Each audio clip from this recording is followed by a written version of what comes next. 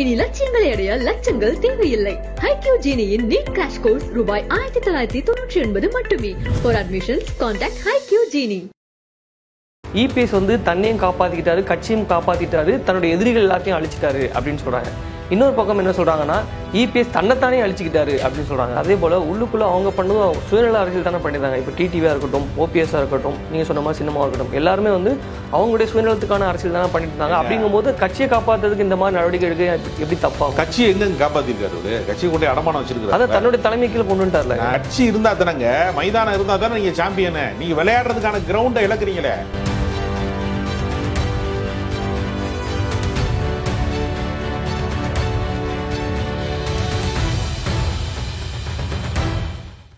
Aghaim Tamil has the highest viewership in India, USA, UK, Dubai, UAE, Saudi, Malaysia, Singapore, Norway, Sweden, Switzerland and Denmark. Join us and take your business to the world. ஆகாயம் தமிழ் நண்பர்களுக்கு அன்பு வணக்கம். நம்முடன் சமூக செயல்பாட்டாளர் திரு ராஜகம்பீரன் அவர்கள் இணைந்திருக்கிறார்கள். வணக்கம் sir. வணக்கம். எப்படி இருக்கீங்க? நல்லா இருக்கு சார். இபிஎஸ் அமித்ஷா கூட ஒரு மீட்டிங் நடக்குது. அந்த மீட்டிங்ல கூட்டணி உறுதியாயிடுச்சு அப்படின்ற ஒரு தகவல் இருக்கு. ஆனால் இதை ரெண்டு தரப்புலையும் பார்க்குறாங்க. ஒரு பக்கம் என்ன சொல்றாங்கன்னா, இபிஎஸ் தன்னையும் காப்பாத்திக்கிட்டாரு, கட்சியும் காப்பாத்திட்டாரு, தன்னுடைய எதிரிகள் எல்லாத்தையும் அழிச்சிட்டாரு அப்படின்னு சொல்றாங்க. இன்னொரு பக்கம் என்ன சொல்றாங்கன்னா, இபிஎஸ் தன்னைத்தானே அழிச்சிக்கிட்டாரு அப்படின்னு சொல்றாங்க. உங்களுடைய கருத்து என்ன சார்? எடப்பாடி பழனிசாமி அவர்கள் தன்னுடைய தலைமைக்கு ஆபத்து வந்துவிடுமோ என்பதற்காக ஓபிஎஸ்ஐ உடன் வைத்துக் கொள்ளவில்லை. டிடிவி தினகரனை தள்ளி வைக்கிறார். சசிகலாவோடு சமரச போக்கை அவர் மேற்கொள்ளவே இல்லை. இதெல்லாம் தன்னுடைய தலைமை பதவியை தற்காத்துக் கொள்வதற்காக ஒரு ராஜதந்திர நடவடிக்கையாகவோ அல்லது ஒரு தந்திர நடவடிக்கையாகவோ அவர் அதை செய்கிறார் என்று ஒரு கருத்து அவர்கள் தரப்பிலிருந்து சொல்றாங்க. ஆனால் இவர்களெல்லாம் பங்காளி சண்டைகள். அதாவது நட்பு முரண், பகை முரண் என்று இரண்டு இருக்கிறது. நட்பு முரண் அப்படிங்கிறது என்னன்னா, பூனை தன்னுடைய குட்டியை கவ்வுவது நட்பு முரண். பூனை எலியை கவ்வுவது என்பது பகை முரண். இப்ப பாஜக என்கிற ஒரு பெரிய ஒரு ஆக்டோபஸினுடைய கரங்கள் அதிமுகவின்கிற கூட்டணியின் பெயரால் கைப்பற்றுவது என்பது பூனை எலியை கவ்வுறதுதான், முழிக்கணும் அதை. அப்ப இது இவருக்கு நல்லதா கெட்டதா? இந்த சமரசத்திற்கு அவர் சசிகலாவோடு சமரசம் செய்து கொண்டிருக்கலாம். இப்படி ஒரு சமரசத்தை அவர் மேற்கொள்வதற்கு பதிலாக அவர் ஓபிஎஸோடு சமரசம் செய்து கொண்டிருக்கலாம்.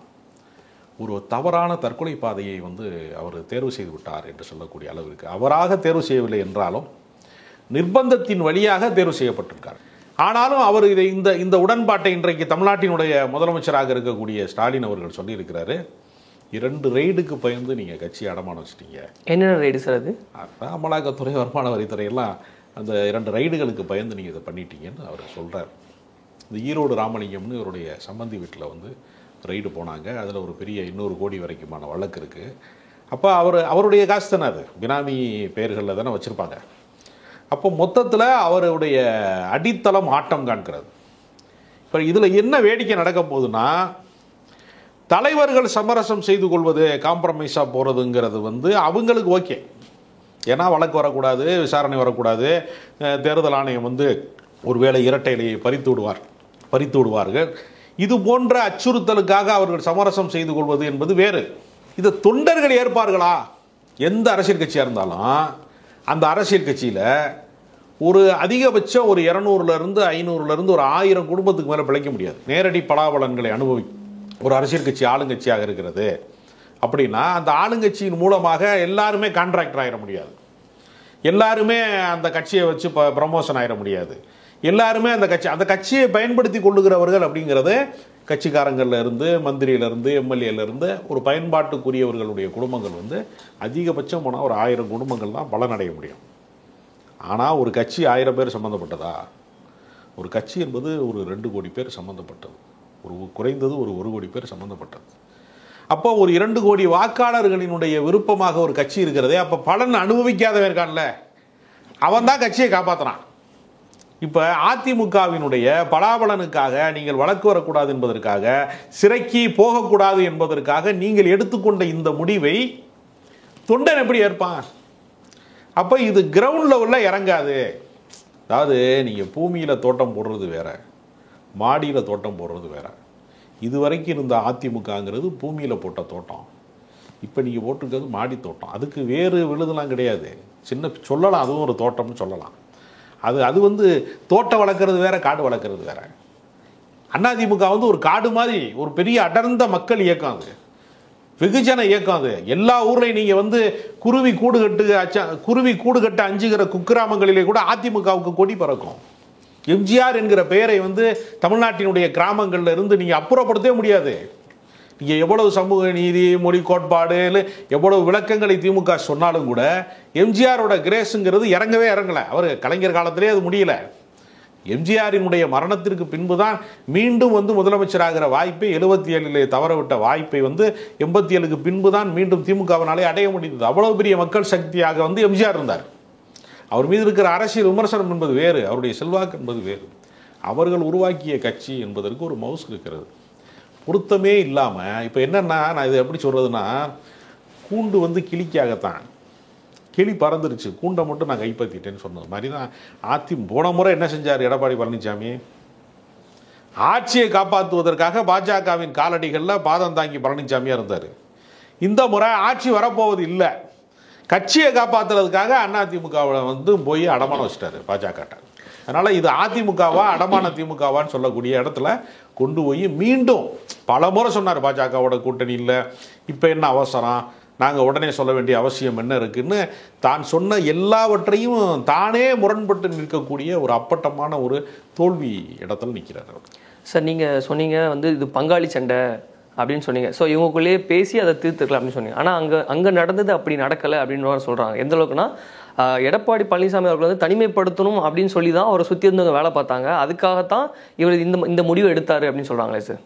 இல்லைங்க, அவர்கள் தந்த பதவி தானே. ஒருவேளை சசிகலா வந்து திரும்ப வந்து எடுத்துக்கொண்டார் என்று ஒரு அச்சப்படுகிறான்னு வச்சுங்க, அவர்கள் தந்த பதவி தானே. நீங்கள் அவங்க அடையாளம் காட்டாமல் நீங்கள் முதலமைச்சர் ஆயிடுவீங்களா?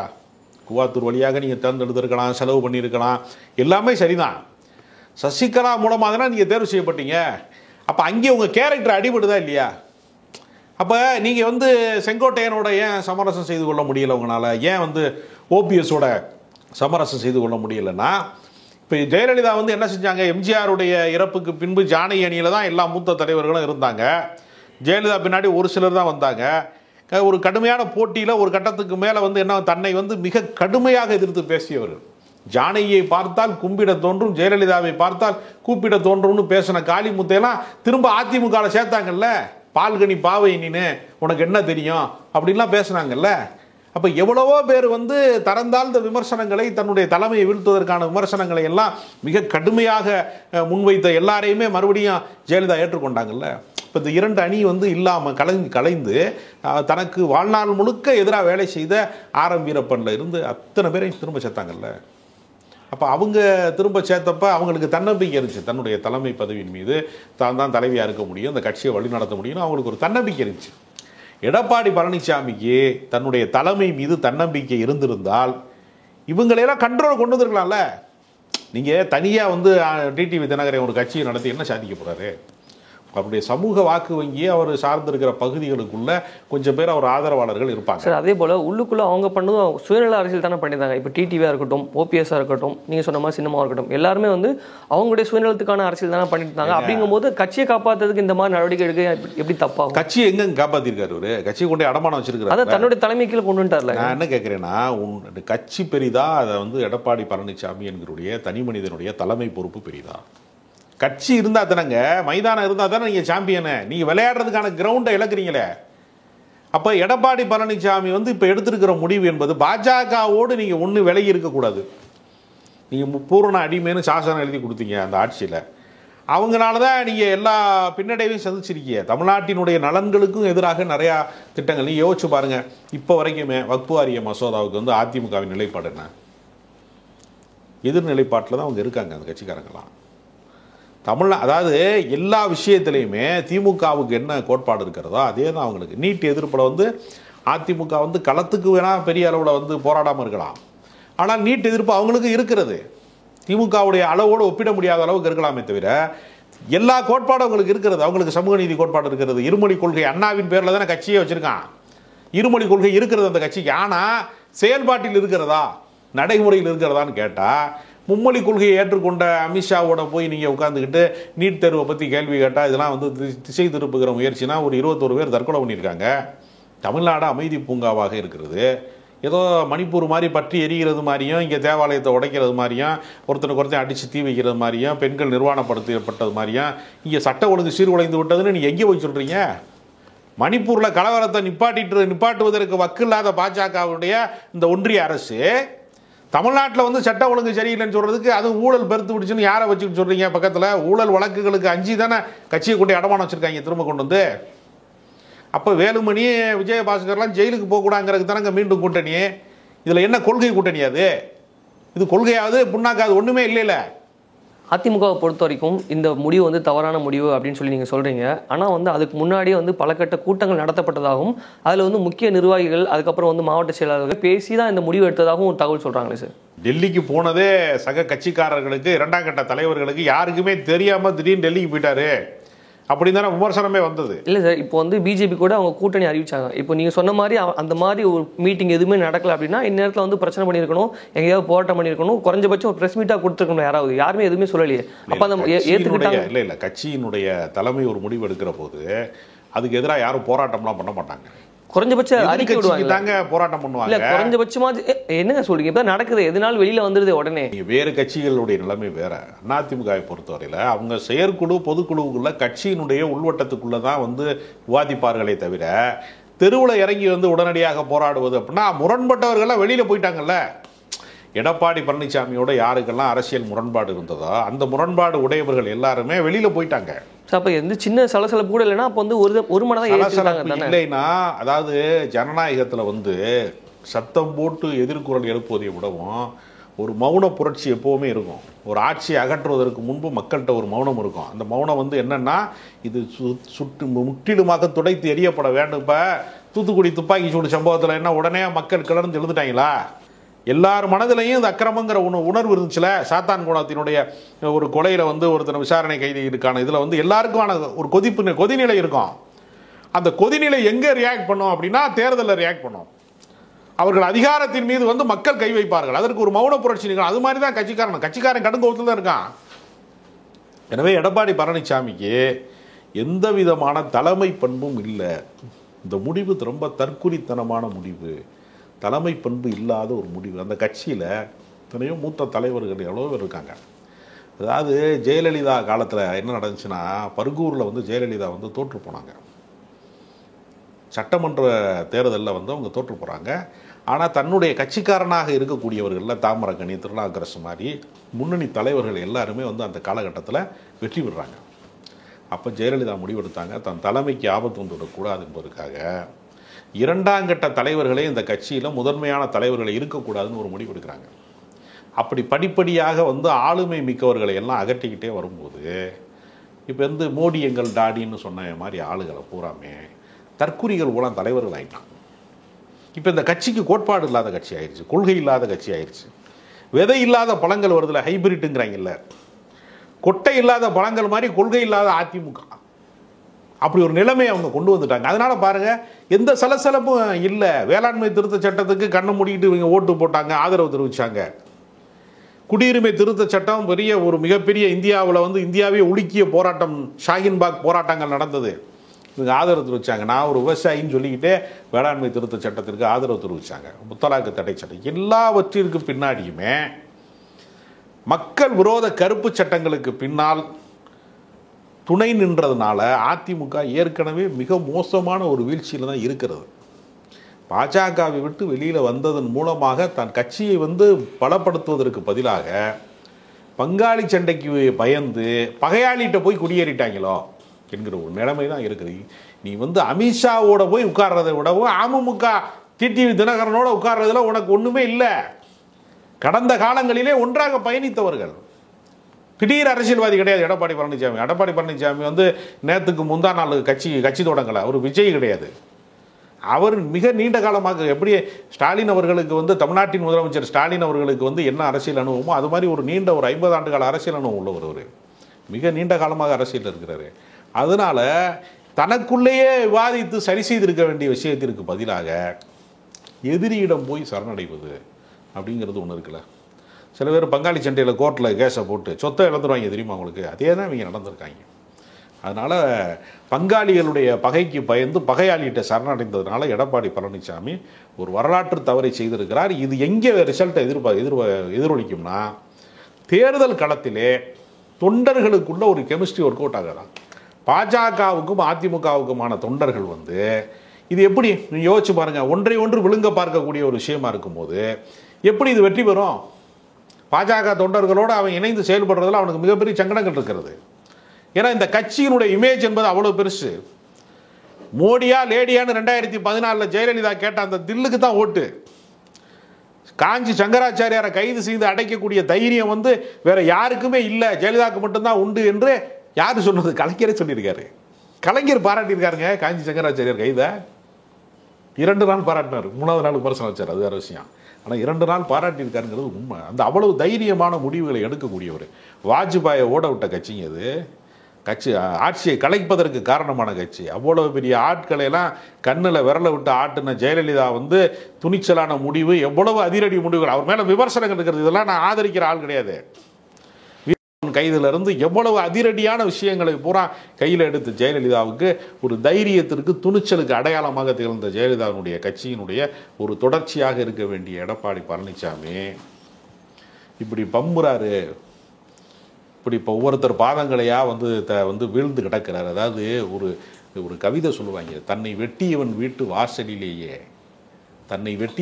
வாசலிலேயே வெட்கமே இல்லாமல் நிற்குமாம் வாளை, தன்னை வீழ்த்தியவன் கால்களிலே வீழ்ந்து கிடப்பவன் கோழை. இந்த கோழைத்தனத்திற்கு மக்கள் வந்து செம்மட்டி அடி அடிப்பான். தேர்தலில் இப்போ இருக்கிற 20% அதிமுக இலக்குதா இல்லையான்னு மட்டும் நீங்கள் பாருங்க சார். இப்போ வந்து விஜய் வருகையால் வந்து அதிமுகவுக்கு 2வது இடம் போயிடுச்சு, இப்போ 3வது இடத்துக்கு தள்ளப்பட்டிருக்கு. ஸோ வந்து இந்த விஷயத்தை மாற்றணும் அப்படின்றதுக்காகவே இந்த கூட்டணி தேவைப்படுது அப்படின்னு சொல்கிறத ஏற்றுக்கிறீங்களா இல்லையா? விஜய் வந்து தன்னுடைய வலிமையை நிரூபிக்காத, தனக்கு என்ன வாக்கு வங்கி இருக்குது என்பதை நிரூபிக்காத ஒரு தலைவர். சி ஓட்டர்லாம் 18% வருது அப்படின்னு அதெல்லாம் செட்டிங்கு. ஏற்கனவே வந்து நாடாளுமன்ற தேர்தலில் வந்து பாஜக 36 தொகுதியில் ஜெயிச்சிரும்னு முன்னணி தொலைக்காட்சிகள்லாம் கருத்து கணிப்பு போட்டவங்களாம் வெக்கமே இல்லாமல் இன்னும் தொங்காமல் இருக்காங்க உயிரோட. திமுக 33% சொன்னதுன்னா, அதாவது இவன் என்ன செய்வான்னா, ஒரு பொய்யை வந்து அவன் ரொம்ப பிரம்மாண்டமாக உருவாக்கிட்டு அந்த பொய்க்கு பக்கத்தில் உண்மையினுடைய பக்கத்தில் கொண்டு வந்து நிப்பாட்டுவான். அப்போ தான் நம்ப முடியும். குட்டி பொய்யாது இல்லை, எப்போவுமே என்ன செய்வான்னா, உங்களுக்கு ஒரு ஒரு பிராண்டு ஒரு பொருளை விற்கிறதுக்கு அதே பிராண்டில் இருக்கக்கூடிய ஒரு பேர்லேருந்து ஒரு சின்னதாக ஒரு மாற்றம் பண்ணி வைப்பான். அதே பேர் அவனுக்கு வர்றது மாதிரி சவுண்டு கேட்குற மாதிரி வச்சுருப்பான். இது வழக்கமாக ஏமாத்துக்கிறவர்கள் எல்லாருமே செய்கிறது தான். அதனால் சி ஓட்டர்ஸ் செல்லக்கூடிய இது இல்லை. ஒரிஜினல் ஓட்டர்ஸ் என்ன நினைக்கிறாங்கிறது தான் முடிவே தவிர சி ஓட்டர்ஸ் கருத்து கணிப்பு பூராமே அப்படியே பலித்து விடுன்னு சொல்ல முடியாது. தமிழ்நாட்டில் என்ன சொன்னாங்க, 36 தொகுதி வந்துடும், 30 தொகுதி வந்துடும் பாஜகலாம் எவ்வளோ கருத்து கணிப்பு போட்டாங்க. ஏதாவது பலித்ததா, ஏதாவது நடந்ததா? நீங்கள் அரசியலில் வந்து ரொம்ப பிரம்மாண்டமான ராட்சச பலூன் மாதிரி சில பேர் மேலே வருவான். டிடிவி தினகரனுக்கு தொடக்கத்தில் எவ்வளோ பெரிய கூட்டம் வந்துச்சு, எத்தனை எம்எல்ஏக்கள் அவர் பின்னாடி போனாங்க, அவர் ஆர்கே நகர் இடைத்தேர்தலில் எப்படி வெற்றி பெற்றார். இப்போ அந்த ரிசல்ட்டுக்கு இப்போ இருக்க டிடிவி தினகருக்கு ஏதாவது சம்மந்தம் இருக்கா? காணாமல் போயிட்டார், ஒன்றுமே இல்லை. கொடுக்குன பாம்பா மாறிட்டார்ல. எப்படி நிகழ்கிறதுனா, உங்களுக்கு ஒரு கட்சியை நடத்துவதற்கு நீண்ட கால செயல் திட்டம் வேணும், கொள்கை திட்டம் வேணும். வெறும் சமரசங்கள் 2ஆம் நம்பர் வேலையை வச்சு ஓட்ட முடியாது. அதுக்கு ஒரு நீண்ட பயண திட்டம் வேணும். தலைவன் மாறுவான், தர்பார் மாறும். தத்துவம் மட்டுமே அச்சய பாத்திரம் சொல்லுவாங்க. கொள்கைங்கிறது ஒரு கோட்பாடுன்னு இருந்துக்கிட்டே இருக்கணும். அண்ணா உயிரோடு இல்லை. அண்ணா கேட்ட திராவிட நாடு கோரிக்கை, மாநில சுயாட்சி, மொழி உரிமை, இருமொழி கொள்கை இன்னைக்கு வரைக்கும் வாத பொருளாக இருக்கிறது. பெரியார் உயிரோடு இல்லை. பெரியார் பேசிய கருத்துக்களை கேட்டு இன்றைக்கும் பாஜகக்காரன் தூக்கம் வராமல் புரண்டுக்கிட்டு தான் இருக்கான். அவர் மறைந்தே 50 ஆண்டுகள் ஆகிவிட்டது. அப்போ ஒரு கலைஞர் இன்னைக்கு இல்லை. அதனால திராவிடம் இல்லாமல் போயிருமா? திராவிடத்தினுடைய கருத்துக்களை பேசுவதற்கு அடுத்த கட்டத்தில் ஒரு தலைவர்கள் வந்து தொடர்ந்து பேசுவாங்க. ஒரு ஆராசா கேட்குற கேள்வியில் ஒரு நாடாளுமன்றம் வந்து ஒரு நிலை குலைகிற கேள்வி அவர் கேட்குறாரு. அப்போ கொள்கை கோட்பாடு என்பது வந்து ஒரு கட்சிக்கு வந்து அடிப்படைன்னா, நீங்கள் தண்டவாளத்தை வந்து தாண்டி ரயில் ஓடக்கூடாது. தண்டவாளத்தில் தான் ஓடணும். வேறு ஊருக்கு போகலாமே தவிர தண்டவாளத்தை விட்டு கீழே இறங்கிடக்கூடாது. அதிமுக வந்து தன்னுடைய எந்த கோட்பாட்டையும் பின்பற்றாதனால ஆட்டப்படி அது ரூல்ஸில் இல்லை, அவுட் ஆயிடுச்சு. அப்படி தான். உங்களுடைய கருத்துக்களை எங்களோடு பகிர்ந்து கொண்டமைக்கு மிக்க நன்றி.